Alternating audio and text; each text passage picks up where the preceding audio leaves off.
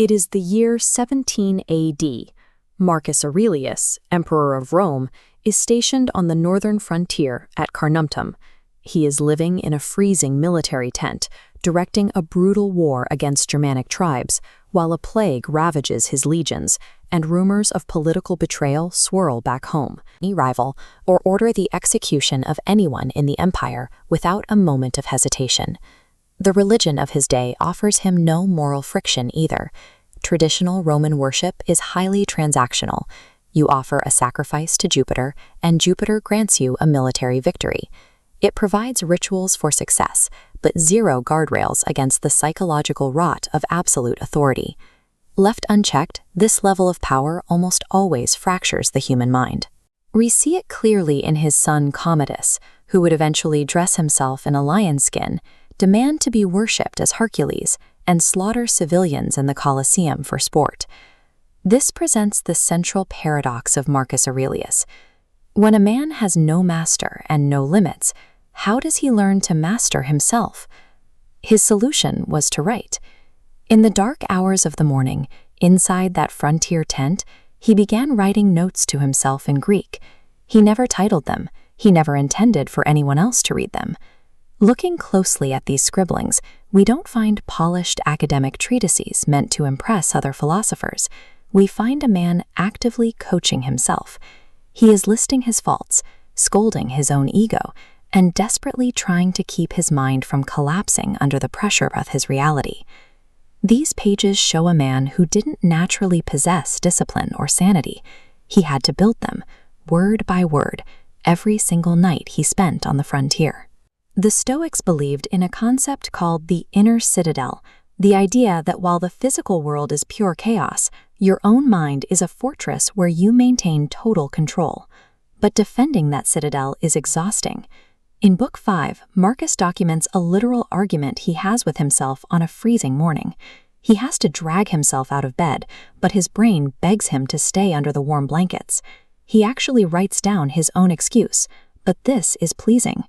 To beat back his own laziness, he forces himself to observe nature. He reminds himself that ants, spiders, and bees do not negotiate with their alarm clocks. They wake up and perform their specific roles to keep the world running without complaint. This animation of a growing vine illustrates his ultimate standard for taking action. A vine grows, produces grapes, and drops its fruit. It does not look around for applause. It does not demand a reward. It simply does what its nature requires and prepares for the next season. Getting up and doing your duty is an exhausting biological argument. You win it by recognizing that comfort is not your purpose. Once out of the tent, Marcus has to manage the Roman court. It is a toxic ecosystem full of sycophants, backstabbing politicians, and people constantly demanding favors. To survive this, he deploys a specific mental defense in Book 2. He pre-programs his mind every morning, literally telling himself, "Today I shall have to do with an idle, curious man, with an unthankful man, a railer, a crafty, false, or an envious man."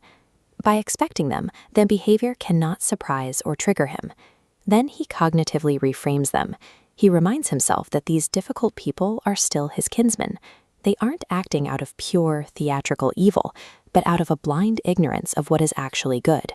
When he does feel his anger rising, he uses a physical tactic from Book 1. He writes down a meticulous list of his family members and teachers, cataloging the specific virtues he learned from each of them. He forces his brain to pivot away from resentment and anchor itself in gratitude. He realizes you cannot change the toxic behavior of the people around you. You can only carefully insulate your own reaction to them. At night, the noise of the camp fades.